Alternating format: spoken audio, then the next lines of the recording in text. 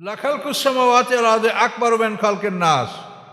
আল্লাহ বলেন আকাশ পৃথিবী সৃষ্টি করা মানব সৃষ্টি করা সেটি অনেক বড় ব্যাপার।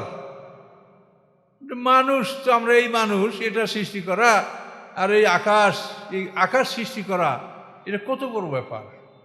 কোথার থেকে এই উপাদানগুলি আসলো, এই পৃথিবীর উপাদান কোথার থেকে আসলো, এখানে পানি দিয়া নদী সমুদ্র কোথার থেকে ভরাট করা হলো, অক্সিজেন দিয়ে কীভাবে বায়ুমণ্ডল ভরা হলো, চন্দ্রসূর্য কীভাবে তৈরি করা হলো। এখন আল্লাহ বলেন লাখালকুস সামাওয়াতি ওয়াল আরদি আকবারু মিন খালকিন নাস, মানুষের সৃষ্টির থেকে আকাশ পৃথিবী সৃষ্টি করা অনেক বড় ব্যাপার। ওয়ালাকিন্না আকসারান নাসি লা ইয়ালামুন, বরং অধিকাংশ মানুষ সেটা জানে না। জানবে কেউ করে? চিন্তা গবেষণা মানুষ করে না। যে আমরা একটা জিনিস যাই বানাবো, বাড়ি করব, ঘর করব, সব পৃথিবীতে পাচ্ছি। এই মাটি, এটাতে তুমি ইট বানাও, এইখানে খনিজ মধ্যে লোহা আছে, ওতে তুমি রড যা লাগে তোমার রড বিম বানাও। সিমেন্ট তাও এক ধরনের মাটি, পাথুরে মাটি, যে তুমি সিমেন্ট বানাও। তোমার পানি লাগবে, পানি আছে, বালু লাগবে, বালি, সব তুমি পৃথিবীতে পাচ্ছ। কিন্তু এই পৃথিবীটা আল্লাহ বানালেন কি দিয়ে? তিনি কোথা থেকে এই মালগুলো আনলেন? আকাশটা কি দিয়ে তিনি তৈরি করলেন? এই জন্য আল্লাহ বলছেন যে অধিকাংশ মানুষেরা জানে না, যেহেতু মানুষ চিন্তা গবেষণা করে না। এই জন্য সামনে আল্লাহ বলেন ওমা ইয়াসতাবিল আমা ওয়াল বাসির, অন্ধ এবং দৃষ্টিসম্পন্ন সমান নয়। এখন অন্ধ মানে কি? রাস্তার অন্ধ মানে চোখ থাকতে যে অন্ধ, সেই অন্ধকে বলা হয়েছে, মানে নির্বোধ। জ্ঞানী এবং নির্বোধ সমান নয়।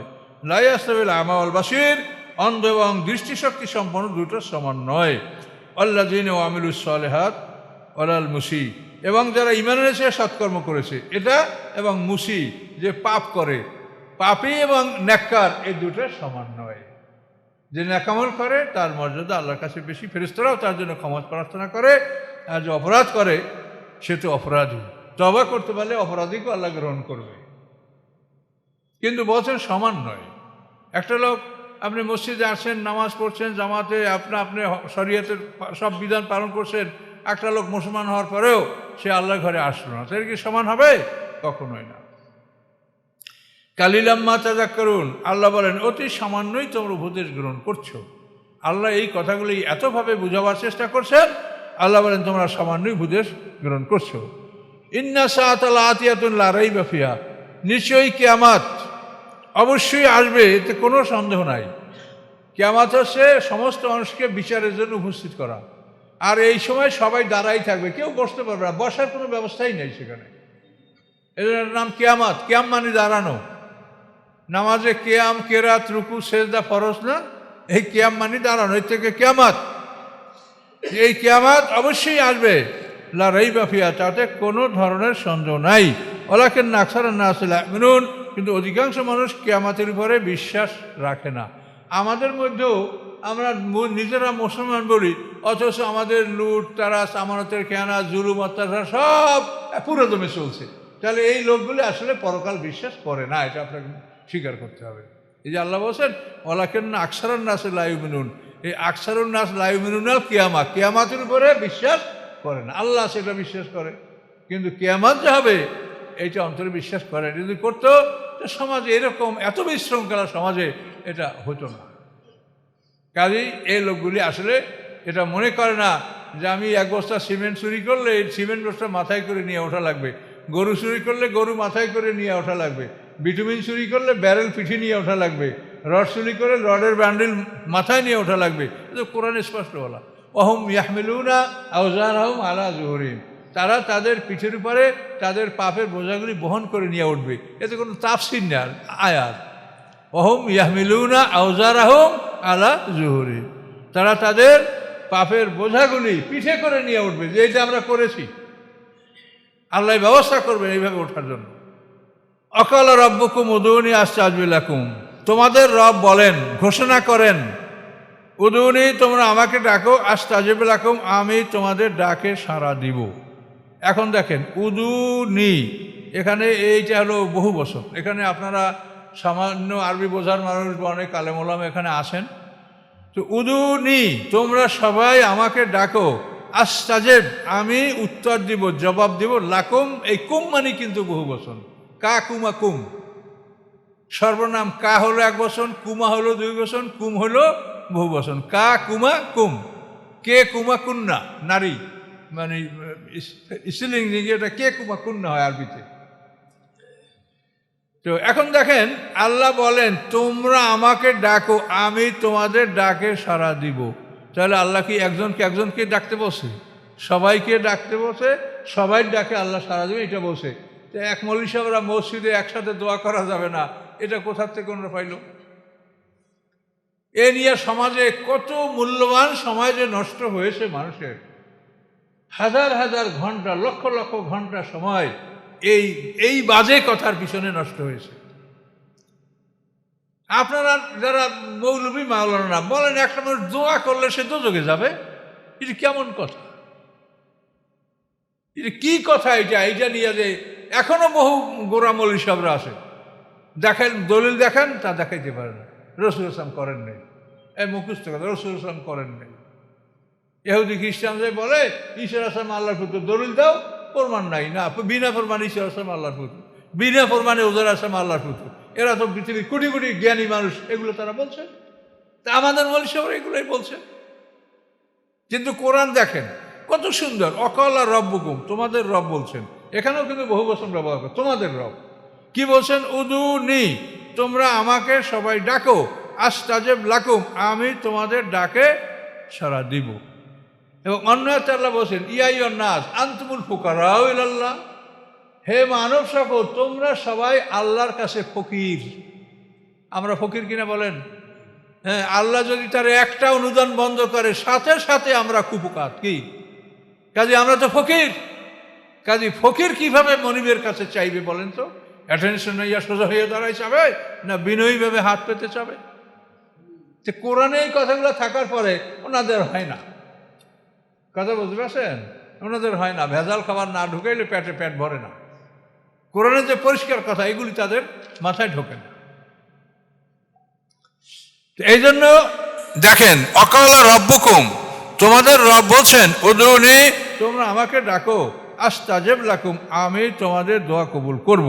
এরপর সামনে আরো মারাত্মক কথা, ইন্নাল্লাযীনা ইয়াস্তাকবিরুনা ইবাদাতি, নিশ্চয়ই আমার ইবাদত থেকে যারা অহংকার করে, এই ইবাদত মানে এই দোয়া, তাহলে এই দোয়া হতে যারা অহংকার করে, ইন্নাল্লাযীনা ইয়াস্তাকবিরুনা ইবাদাতি, এখানে তাফসীর পরিষ্কার লেখা আল ইবাদাত হুয়া দোয়া। এখানে ইবাদত হচ্ছে এই যে দোয়া করতে আগে আল্লাহ বলে এটাই ইবাদত। হাদিসে আছে আল্লাহ দোয়া মুখুল ইবাদত, ইবাদতের সর্বমোষ দোয়া। এখন নিচের হাতে বলেন ইন্নাল্লাযীনা ইয়াস্তাকবিরুনা ইবাদাতি, নিশ্চয়ই যারা আমার ইবাদত থেকে অহংকার করে। উনি বসে রয়েছে, সবাই দোয়া করে, উনি বসে রয়েছে, দোয়া করে হাত তুললে মানে অপমান হয়। তা আল্লাহ বলেন যারা অহংকার করে আমার ইবাদত হতে সায়াদখুলুনা জাহান্নামা দাখিরিন, অচিরেই তারা অপমানিত অবস্থায়, তুচ্ছ অবস্থায়, ছোট অবস্থায় তারা জাহান্নামে প্রবেশ করবে। আমি দুঃখের সহিত বলছি, আমার একটা মজলিসে রহনপুর খায়রাবাদ, ওরকম আমরা সবাই দোয়া করছিলাম, তখন একটা লোক ওই পা ঝুলাইয়া দোয়া করে নাই। মোনাজাতের শেষ পরে মানুষ একেবারে যেরকম ওই মানে বলতা যেরকম ধরে ওই রকম সবাই ওকে মারতে শুরু করলো। শেষ পর্যন্ত আবার যারা জ্ঞানী তারা তো মাঠ ঠেকাবার লোকও ছিল, যার জন্য অনেকেই মাঠ ঠেকাবার চেষ্টা করলো আর অনেকেই মারলো। সে লোকটা শেষ পর্যন্ত কোনো একটা বাড়িতে উঠে নিজেকে আত্মরক্ষা করলো। সবাই দোয়া করছে, উনি পা ঝুলাইতেছে, বুঝতে পেরেছি। সে খুব বড় আলেম, নাম বলবো না, গীবত হয়ে যাবে।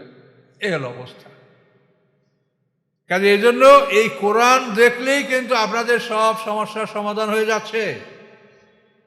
প্রথমে আল্লাহ বললেন দোয়া করো, দ্বিতীয়তে বললেন এই দোয়া থেকে যারা অহংকার করে, আল ইবাদত হুয়া দোয়া, এখানে ইবাদত মানে কি দোয়া, যেটুকু করে আল্লাহ বলছেন এই দোয়ার থেকে যারা অহংকার করে তারা অপমানিত অবস্থায় জাহান্নামে প্রবেশ করবে। তুমি আল্লাহর কাছে চাওয়া না, তোমাকে এই নিয়ামত কে দিয়েছে? এই নিয়ামত সে বন্ধ করে দেয়। বৃষ্টি যদি এখন না হয়, হ্যাঁ, এই মৌসুমমতো যদি শীত গ্রীষ্ম না হয়, মৌসুমমতো যদি বায়ু পরিবর্তন না হয়, তা তুমি কি করবে? আল্লাহর কাছে প্রার্থনা করা ছাড়া, কান্নাকাটি করা ছাড়া কোনো মানুষের বুদ্ধি আছে? যখনই বিপদ আপদ সমাজে আসে মানুষ দোয়া ইউনুস পরে, খতমে খাতেগান পরে দোয়া করে আল্লাহর কাছে, না দোয়া করে অপরাধ হয়ে যাবে। তো এটা হলো আমি যেটা বুঝি, আল্লাহ মাফ করুক ভুল হলে, যে খ্রিস্টানরা কিন্তু নীরবতা পালন করে, ওরা দোয়া করে না। কাজে ওরা চায় যে আমাদের একটা হইলেও মুসলমানরা গ্রহণ করুক, কিছু তো গ্রহণ করিয়ে ফেলছে মুসলমানরা তাদের পীরকে বলে বাবা, আর খ্রিস্টানরা তাদের মানে যে ধর্মীয় প্রধান তাকে বলে ফাদার। গির্জায় যারা প্রধান, গির্জা প্রধানকে ফাদার বলে ওরা। তো এই ফাদার এই আর বাবা এই একই জিনিস। এখন ওরা এক শ্রেণীর নামাজি মানুষ, তারা পীরকে বলে বাবা, আর বাবাকে নিয়ে হায় রে গান, আর হায় রে কবিতা, হায় রে ছন্দ, মানে শুনতে ইচ্ছা করে যাত্রা গানে সেই তো ভালো গায় বাবা, সব বাবার গান। কি এখন এই বাবা এটা কোথা থেকে আপনি পাইলেন? আল্লাহ তো বাবার ব্যাপারে সতর্ক করছেন। মোহাম্মদ সাল্লাম সম্পর্কে বলেছেন, মা কানা মুহাম্মাদুন আবা আহাদিম মির রিজালিকুম, মোহাম্মদ সাল্লাল্লাহু আলাইহি ওয়াসাল্লাম তোমাদের কোনো পুরুষের পিতা ছিলেন না। নবীরা পিতার সম্মান লাভ করবে, পিতা তুল্য তারা মর্যাদা পাবে।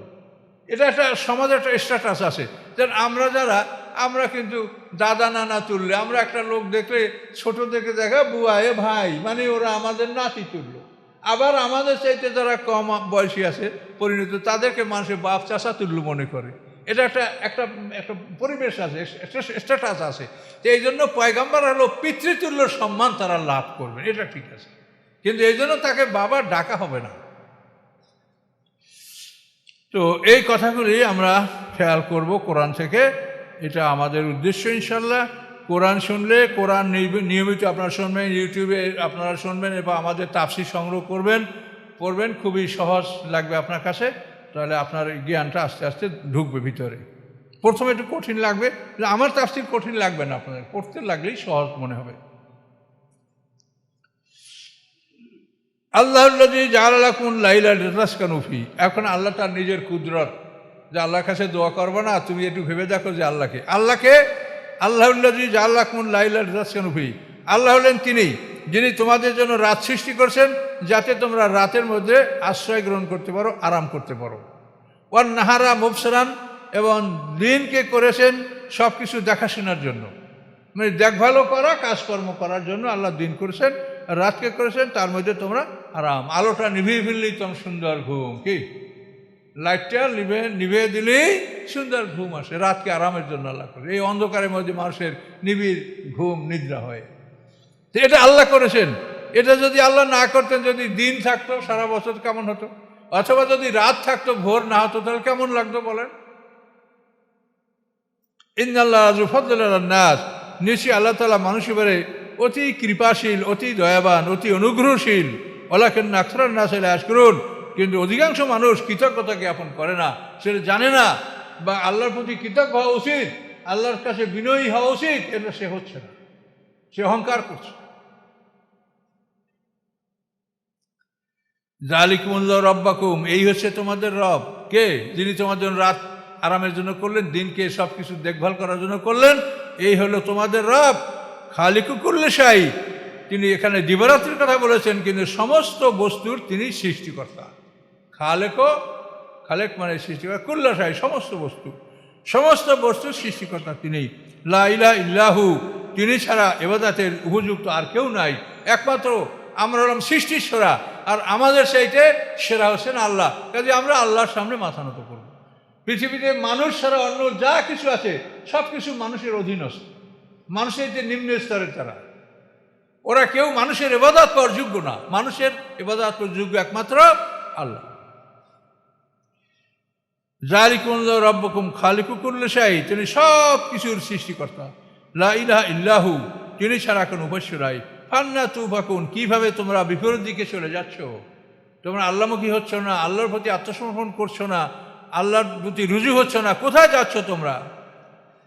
কাযালিকা ইউফাকুল্লাযিনা কানু বিআয়াতিল্লাহি ইয়াজহাদুন, এভাবেই ফিরে গেছে ওই সমস্ত লোকগুলি যারা আল্লাহর আয়াতগুলিকে অস্বীকার করেছে।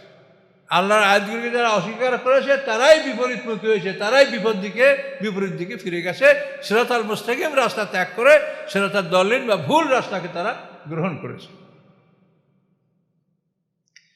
এখন আবার বলেন, আল্লাহুল্লাযী জাআলা লাকুমুল আরদা কারারা, আল্লাহ তো সেই আল্লাহ যিনি তোমাদের জন্য এই পৃথিবীকে বাসস্থান হিসেবে নির্মাণ করেছেন। কারার মানে অবস্থান করার, যেখানে অবস্থান আমরা করি, কেউ দাঁড়াইয়া, কেউ বসিয়া, কেউ শুইয়া। এই পৃথিবীটা এমন যে আপনার কিছু না থাকলে বালুর উপর শুয়েও ঘুমিয়ে পড়তে পারেন, আপনি কোনো সমস্যা নেই। তো এজন্য আল্লাহ বলেন এই পৃথিবীটা হলো তোমাদের কারার, মানে তোমাদের অবস্থানের স্থান, এখানে তোমরা অবস্থান করতে পারো যে কোনোভাবে। অসমা হবে না, এবং আকাশই করেছেন তোমাদের উপরে ছাদ স্বরূপ। পৃথিবীর ছাদ এটা বড় বাড়ি, তো বড় বাড়ির ছাদ তো বড়ই হবে। তো এই পৃথিবীটা একটা বিশাল একটা বাড়ি, এটার ছাদ হচ্ছে আকাশ, বিনা ছাদ। অসব্বরাকুম, তিনি তোমাদেরকে আকৃতি দান করেছেন। আকৃতি কিভাবে দান করেছেন দেখেন, পৃথিবীর কোটি কোটি মানুষ, দুইটা মানুষ এক চেহারার আপনি পাবেন না। দুইটা মানুষের আঙ্গুরের যে মানে আঙ্গুরের সাপ, ফিঙ্গার প্রিন্ট আপনি এক পাবেন না। আদম থেকে কিয়ামত পর্যন্ত পাবেন না। অথচ কত অল্প জায়গা, এর মধ্যে কিভাবে রকমারি আল্লাহ করেছেন যে এই হাজার হাজার কোটি মানুষ, দুইটা মানুষের আঙ্গুরের সাপ এক হয় না। তা আল্লাহ বলেন অসব্বরাকুম, তিনি তোমাদেরকে আকৃতি দান করেছেন। আহসানা সুওয়ারাকুম, তোমাদের সুরাত বা তোমাদের মানে কাউন্টেন্যান্স, মানে তোমাদের যে মানে চেহারাটা, এটা সুন্দর, আহসানা সুন্দর করেছে। একটা মানুষকে কিভাবে তার নাক, চোখ, কান স্থাপন করেছেন, কত সুন্দর লাগছে। চোখ দুইটা যদি এখানে না থাকে, পিঠে দিত বা হাতের মাথায় দিত, বা এই যা আল্লাহ বানাইছে এর সেই যে ভালো রূপ আর কিছু হতে পারে না। এই জন্য আল্লাহ বলেন যে তিনি তোমাদের আকৃতি দান করেছেন। আহসানা সুওয়ারাকুম, তোমাদের সুরাত, তোমাদের মানে দর্শন, আকৃতি এটা খুব সুন্দর করেছেন, সুন্দর আকৃতি। মানুষ লাকাত খালাকনা ইনসানা ফি আহসানি তাকবীম, সবচেয়ে সুন্দর আকৃতিতে আল্লাহ মানুষ সৃষ্টি করেছেন। অন্যান্য প্রাণীও সুন্দর, কিন্তু মানুষ সবচেয়ে সুন্দর। ও রাযাকাকুম মিনাত তাইয়্যিবাত, তোমাদেরকে সুন্দর করে সৃষ্টি করেছেন, পবিত্র বস্তু হতে তোমাদেরকে খাদ্য দান করেছেন। মানুষ সব পবিত্র বস্তু খায়, কিন্তু অন্যান্য প্রাণীরা অপবিত্র বস্তু খায়। তারা মরা, পচা বিভিন্ন বস্তু খায় বড় বড় প্রাণীরা, কিন্তু মানুষে খায়? মানুষ এটা মরলে আর খাই না, মরাটা খাবো না। তা আল্লাহ বলেন যেরকম তোমাদের উত্তম আকৃতি দান করছেন, তেমনি পবিত্র বস্তুতে তোমাদের রিজিক দান করছেন। তোমরা সব পবিত্র বস্তুগুলি খাচ্ছ। অন্যান্য প্রাণী কিন্তু অপবিত্র বস্তু খায়, এটা আপনার চিন্তা করলে বুঝতে পারছেন। অন্যান্য কিছু প্রাণীরা কী কী খায় আপনারা জানেন না, এটা বলা লাগবে না। তো আল্লাহ বলেন যে তোমাদেরকে সুন্দর আকৃতিতে সৃষ্টি করেছেন এবং পবিত্র বস্তুতে তোমাদেরকে রিজিক দান করেছেন। যালিকুমুল্লাহু রাব্বাকুম, এই হচ্ছে তোমাদের রব। এই কাজগুলি যিনি করেন, আকাশ পৃথিবী সৃষ্টি করেছেন, এবং এই যে কী কী বলা হলো, দিবারাত্রি সৃষ্টি করেছেন, এবং সব কিছু তিনি তোমাদের জন্য পৃথিবীকে বিছনা হিসেবে তোমাদের বাসা সৃষ্টি করেছেন, তো আকৃতি দান করেছেন। এইগুলি যে করেছেন, যালিকুমুল্লাহু রাব্বাকুম, এই হচ্ছে তোমাদের রব। এই কর্তা, এই কাজ যে করেছেন, তিনি তোমাদের রব, তিনি তোমাদের পালনেওয়ালা। ফাতাবারাকাল্লাহু রাব্বুল আলামিন, মহিমাময়, মঙ্গলময়, সুমহান আল্লাহ, তিনি সমস্ত সৃষ্টিকুলের পালনেওয়ালা। সমস্ত মাখলুকাতকে তিনি লালন পালন করেন।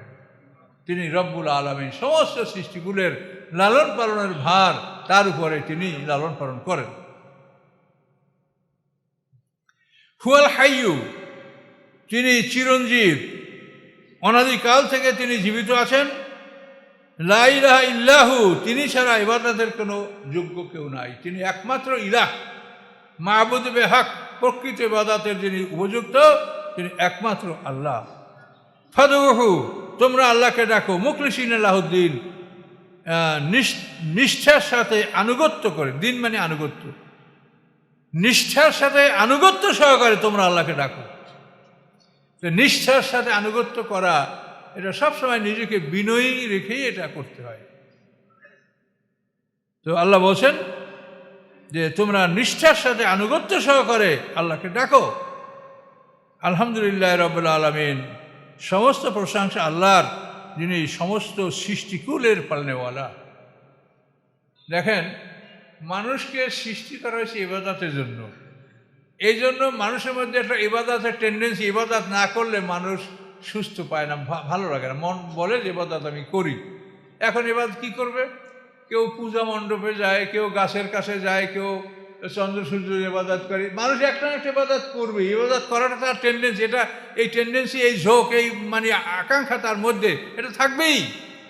কিন্তু আল্লাহ বলেন তুমি যেগুলির ইবাদত করছো ওগুলি তোমাদের গোলাম, তুমি আল্লাহর ইবাদত করো। আল্লাহ তোমার মালিক, আর এই সবগুলি তোমাদের জন্য সাবসার্ভিয়েন্ট, তোমাদের তাবে, তোমাদের অনুগত, এটা তোমাদের গোলাম। ওরা তোমার, ওদের ইবাদত করার জন্য তোমরা নাও, তোমরা আল্লাহর ইবাদত করো। আলহামদুলিল্লাহ রাব্বিল আলামিন। আল্লাহ আমাদের শিক্ষা দিচ্ছেন সমস্ত প্রশংসা আল্লাহর, যিনি সমস্ত সৃষ্টিকুলের তিনি পালনেওয়ালা। তিনি যেমন মশামাছিকে খাইতে দেন, এই যে এরকম তিনি বেলাখোলকেও তিনি খাইতে দেন। বেলাখোলও না খাইয়ে থাকে না, সেও খায়।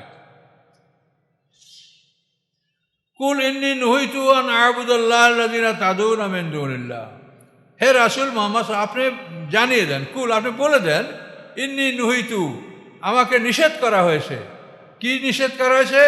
আন আ'বুদাল্লাযীনা তাদউনা মিন দুনিল্লাহ, আল্লাহ ছাড়া তোমরা যাদেরকে ডাকো তাদের ইবাদত করতে আমাকে নিষেধ করা হয়েছে। আপনি বলে দেন। ওরা অনুরোধ করে যে মুহাম্মদ সাল্লাল্লাহু আলাইহি ওয়াসাল্লাম যদি আমাদের মূর্তিকে চুম্বন না করে তাহলে আমরা তাকে হেজরা আসা চুম্বন করতে দিব না, বাধা দিচ্ছি। এখন আল্লাহ চিন্তা করে যে আল্লাহ তো জানেন যে আমি ওদের মূর্তি চুম্বন করি, যে আমি কেন করব, যে হেজরাতকে চুম্বন করার অনুমতি নেওয়ার জন্য এটা করব, কিন্তু ওদের মূর্তির প্রতি আমার কোনো ভালোবাসার জন্য এটা করবো না। এটা তো আল্লাহ জানেন, তাহলে আমি কি করব, এরকম তিনি চিন্তা ভাবনাও করছিলেন। কিন্তু আল্লাহ কড়াকড়িভাবে নিষেধ করি না, খবরদার, কখনোই না, বিন্দু মাত্র আপনি তাদের কোনো কথা শুনবেন না, ঝুঁকবেন না। আল্লাহ বলেন, কুল আপনি জানিয়ে দেন, ইন্নী নুহিতু আমাকে নিষেধ করা হয়েছে, আমাকে মানা করা হয়েছে, আন আ'বুদাল্লাযীনা তাদউনা মিন দুনিল্লাহ, আল্লাহ ছাড়া তোমরা যাদেরকে ডাকো তাদের ইবাদত করতে আমাকে বারণ করা হয়েছে। কখন? লাম্মা জাআনিল বায়্যিনাতু মির রাব্বি, যখন আমার কাছে রবের পক্ষ থেকে উজ্জ্বল প্রমাণ এসেছে। এর আগেও আল্লাহ রসুল, প্রমাণ আসার আগেও আল্লাহ রসুল করেননি। এরা নবী রসুলের আল্লাহর পক্ষ থেকেই তাদের সব কিছু হয়ে থাকে।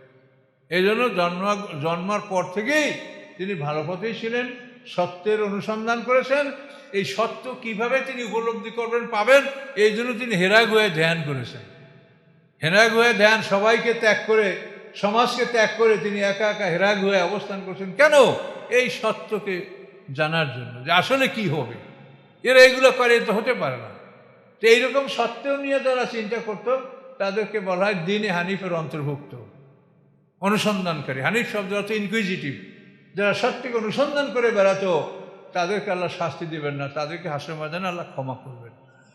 আসমানি কিতাব নাই, এলোমেলো, নবী রসুল নাই, ভালো মানুষ নাই সমাজ, এখন কী করবে?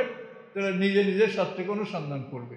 এইভাবে সত্য অনুসন্ধান যারা করেছে তাদেরকে বলা হয় দ্বীনে হানিফের অন্তর্ভুক্ত, এবং এই দলকে আল্লাহ তাআলা মুক্তি দিতে পারেন বলে আমরা আশ্বাস পাই কোরআন হাদিসে। উমিরতু আন উসলিমা লিরাব্বিল আলামিন, আমি আদেশ লাভ করেছি যে রব্বুল আলামিনের সমীপে আমি আত্মসমর্পণ করব, আমি আল্লাহর দরবারে আত্মসমর্পণ করব, এভাবেই আমি আদিষ্ট হয়েছি। কাজে ইসলাম মানে আত্মসমর্পণ, আর আমরাও আল্লাহর কাছে আত্মসমর্পণ করব।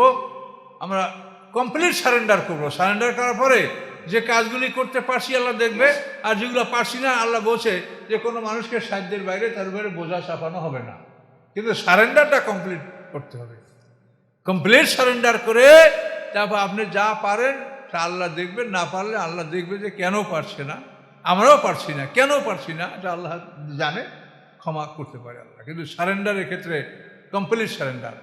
আর মানে আমি পারি না, এই ক্ষেত্রে কিন্তু নিষেধের ব্যাপারে এইটা গ্রহণযোগ্য হবে না। যে আমি মদ একেবারে ছাড়তে পারি না, অন্তত 100 গ্রাম খাওয়া লাগে দৈনিক, সিগারেট আর না খাইলে অন্তত 1 প্যাকেট, এইটা কিন্তু না। নিষেধের বিষয়টা টোটালি আপনাকে শান করতে, এটা মানে ত্যাগ করতে হবে, বর্জন করতে হবে। কিন্তু ভালোটা আপনি যদি না পারেন তো নাই করলেন। সবাই কি হজ করতে পারে, সবাই গোমরা করতে পারে, সবাই কি জাকাত দিতে পারে, সবাই অনেক ভালো কাজ করতে পারে না মানুষ। আল্লাহ বলছেন এই ভালোটা যেটা করতে বলছি এটা যদ্দূর পারো তদ্দূর করো, কিন্তু মন্দটার ব্যাপারে কিন্তু তোমাদের এই রোগশোক নাই যে আমি পারি না তো একটু খাই, তাহলে মাথাটা ঠিক থাকে না, এই শেখেরা না খাইলে হিসেব মিলিতে পারি না, এরকম যেন না হয় চিন্তা। নিষেধের বিপদটা সম্পূর্ণ